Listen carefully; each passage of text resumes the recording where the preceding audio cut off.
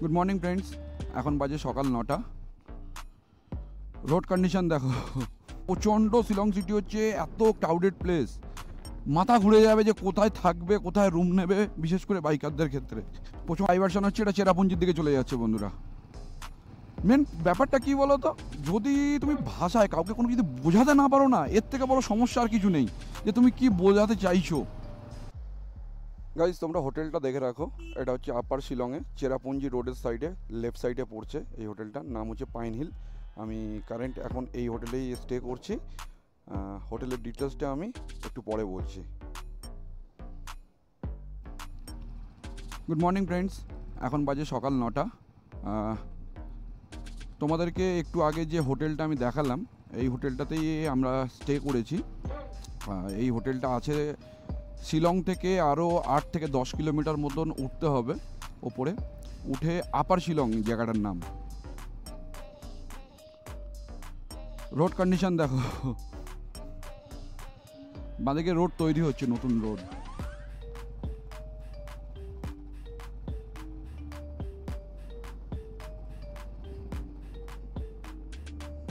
শিলং বলতে যেটা জানি সেটা হচ্ছে শিলং সিটি, বা গুগলে সার্চ করলেও আমরা যেটা দেখতে পাই সেটা হচ্ছে শিলং সিটি। শিলং লিখে সার্চ করলে শিলং সিটিটাই দেখতে পাই। বাট প্রচণ্ড শিলং সিটি হচ্ছে এত ক্রাউডেড প্লেস, মাথা ঘুরে যাবে যে কোথায় থাকবে, কোথায় রুম নেবে, বিশেষ করে বাইকারদের ক্ষেত্রে প্রচণ্ড সমস্যা। তা এই জিনিসগুলো ভিডিওতে কেউ মেনশন করে না। ইউটিউবে আমি এত ভিডিও সার্চ করেছি, কেউ এরকম জিনিস মেনশন করে না। সবাই বলে শুধু শিলংয়ে গিয়ে এই রুম সেই রুম, হেনা তেনা, হাবি যাবি। বাট আমি যেটা আমি যেটা শিখলাম সেটাই আমি তোমাদেরকে শেয়ার করছি। তোমরা শিলং থেকে সোজা ওখান থেকে পুরো একদম গুগল ম্যাপে সার্চ করবে, চেরাপুঞ্জি রোড ধরবে। চেরাপুঞ্জি রোড ধরে শিলং সিটি থেকে তোমাদেরকে 8 থেকে 10 কিলোমিটার উপরে উঠতে হবে, যেখানে হচ্ছে একটা এয়ারফোর্সের ক্যাম্প থাকবে। সেই ক্যাম্পটা জাস্ট পার করলেই ওখানে আর একটা ছোট্ট শহর সিটি দেখতে পাবে, যেটার নাম হচ্ছে আপার শিলং। এই আপার শিলংয়েই অনেক হোমস্টে পাবে, ঠিক আছে? Wow, nice. হ্যাঁ, তো যেটা বলছিলাম, সেই আপার শিলংয়ে তোমরা ওখানে অনেক হোমস্টে পাবে এবং রিজনেবল প্রাইসেই পাবে। ওখানে তোমার হচ্ছে ফুড অ্যাভেলেবেল আছে, বাট তোমাদেরকে ওগুলো আলাদা করে কিনে নিতে হবে। তাই এখানেই সেই হোটেলটা আমি পেয়ে হচ্ছে, তাও কি এটা প্রথমে বুঝতে পারছিলাম না, অনেককে জিজ্ঞাসা করতে করতে, তার কারণ মাঝখানে কিছু জায়গায় গুগলের ম্যাপ যেটা ছিল প্রচণ্ড ভুলভাল শো হচ্ছিল। আপার শিলংয়ে এসে দেন তবে এই হোটেলটা আমি খুঁজে পেয়েছি। ডাইভারশন হচ্ছে, এটা চেরাপুঞ্জির দিকে চলে যাচ্ছে বন্ধুরা, আর এটা হচ্ছে ডাউকির দিকে চলে যাচ্ছে। এই রোডটা সোজা ডাউকি, সোনাং পেডং, এইদিকে সমস্ত দিকে চলে যাচ্ছে। হ্যাঁ, যেটা বলছিলাম, যেটা হচ্ছে তোমরা শুধু গুগল ম্যাপের ভরসায় কখনোই থাকবে না। কাউকে জিজ্ঞাসা করতে করতে আসবে, একটু কষ্ট করতে হবে। ওরা তো হিন্দি বোঝে না, ওই আধা হিন্দি আধা ইংলিশ এরকমভাবে বুঝে জিজ্ঞেস করতে করতে লাস্টে এখানেও একটা লেডির হেল্প নিয়ে সে আমাকে বললো ফলো মি। তাকে ফলো করতে করতে আপার শিলংয়ে এসে পৌঁছলাম। আপার শিলংয়ে এসে 2-3টে হোটেল দেখার পরে দেন তারপরে গিয়ে এই হোটেলটা চুজ করলাম। এখানে রুম ফেয়ার 2000 টাকা বলেছিল, বাট একটু বার্গারিং করলো আমার ওয়াইফ। বার্গারিং করতে ওটা 1500 টাকায় নেমে আসলো। এবং ফুড কোয়ালিটিও ভালো, টেস্টি ফুড, এবং প্রাইস মোটামুটি ঠিক আছে, খুব বেশি না খুব কমও নয়। তো তোমরা যদি চাও যে প্রপার শিলং সিটিতে থাকবে, তোমরা সেখানেও থাকতে পারো। তবে আমার মনে হয় যে প্রপার শিলং সিটিতে না থাকে, একটু শান্ত পরিবেশ, পুরো ফাঁকা ফাঁকা এলাকা, এরকম জায়গাতে থাকাটাই বেস্ট। বিকজ এখান থেকে অনেক কিছু তোমরা মানে যে জন্য রাইডটা করতে আসা, সেই শান্তিটা পাবে এখানে।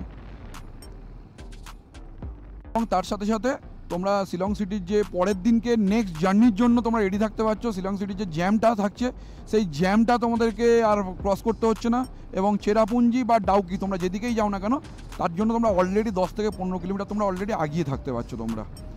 ফলে তোমাদের নেক্সট জার্নিটা আরও অনেকটা কমে যাবে। আমি এই হোটেলের ডিটেলসটাও হচ্ছে ডেসক্রিপশনের নাম্বার সব দিয়ে দেবো, ওখানে তোমরা দেখে নিও। শিলংয়ে এসে শুধু আমার একটাই সমস্যা হলো, যেটা এরা তো মানে হিন্দি কিছু বোঝে না, এটাই সব থেকে বড়ো সমস্যা। আর আমরা হচ্ছে মূর্খসূক্ষ্ম মানুষ, না ইংলিশে কথা বলতে পারি আর না এদের ল্যাঙ্গুয়েজ তো জানিই না। সেই আমাদের বাংলা একটা কথা আছে না, বাংলা জলের মতো ইংলিশে ভাষা মতো, আমাদের হয়েছে তাই। তা ওই আধা খাঁচরা ভাষায় মোটামুটি বুঝে বা বুঝিয়ে কোনো রকমে।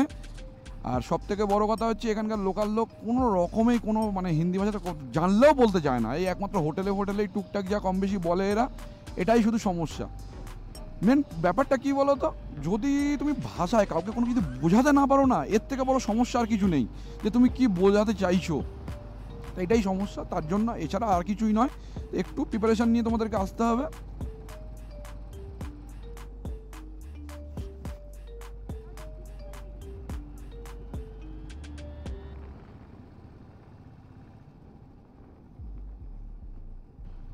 আমরা যাচ্ছি এখন লাইটলুম ক্যানিয়ন। এখানে একজনকে জিজ্ঞাসা করলাম, প্রথমে হিন্দিতে জিজ্ঞেস করলাম, তারপরে ইংলিশে জিজ্ঞাসা করলাম যে হাউ মেনি কিলোমিটার্স। কোনো উত্তর, শুধু হাসলো, আর কিছুই বলতে পারলো না। তো যাই হোক, এরা কিছু বোঝে না, এদের শুধু খাসি ল্যাঙ্গুয়েজটাই এরা জানে, এর বাইরে আর কিছু জানে না। তাই এখানে আমার গুগল ম্যাপই ভরসা। আর রোড যতদূর যাচ্ছে দেখা যাক, যাওয়া যাক। গুগল বলছে এখনও 8 কিলোমিটার মতন বাকি আছে, তাহলে অ্যাটলিস্ট 7-8 কিলোমিটার যাই, তারপরে দেখছি। চাষ করেছে দেখেছো এখানে মানুষজনরা, এখানে আলু গাছ লাগিয়েছে, আলু চাষ হচ্ছে চারিদিকে।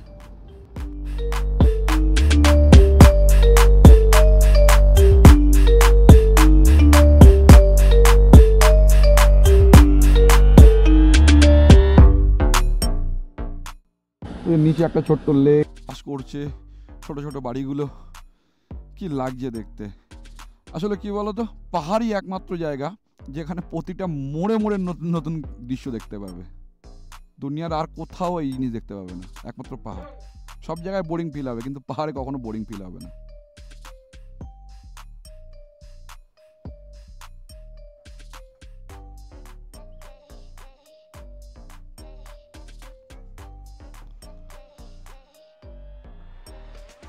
লাইটলুমে এসে এখানে হচ্ছে পার্কিং।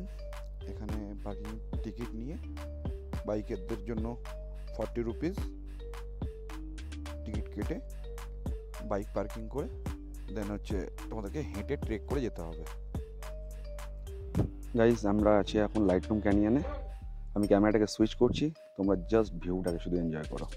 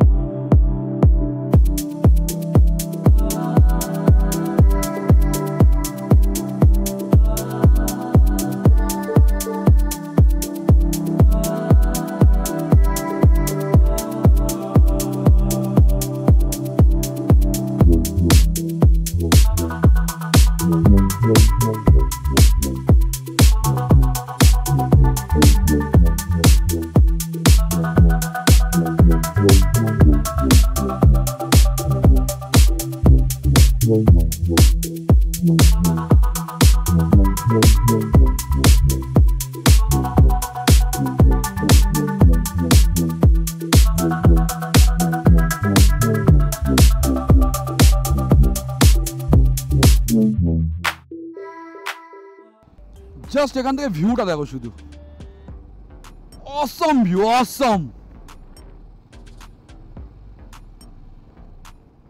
এই যে সোজা বাঁ দিকে চলে যাচ্ছে ডাউকি, আর ডান দিকে চলে যাচ্ছে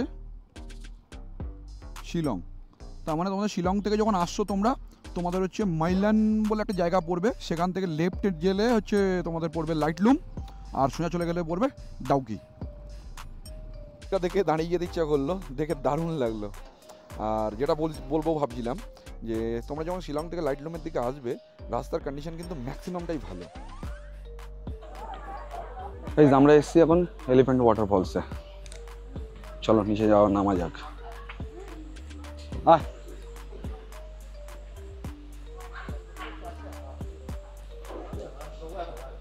অনেকটা নিচে নামতে হবে।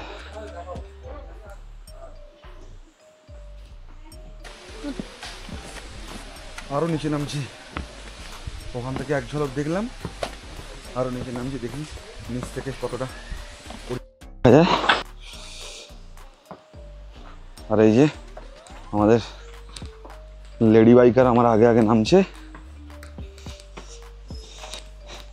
একটু আগে ঝগড়া হয়ে গেল, মুড অফ, তাকাবে না এখন আমার দিকে।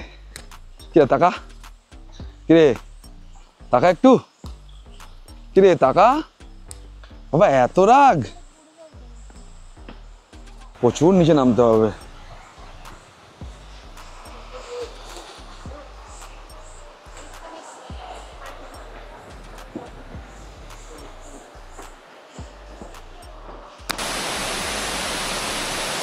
নাম নাম, নাইস লাগে, নাইস।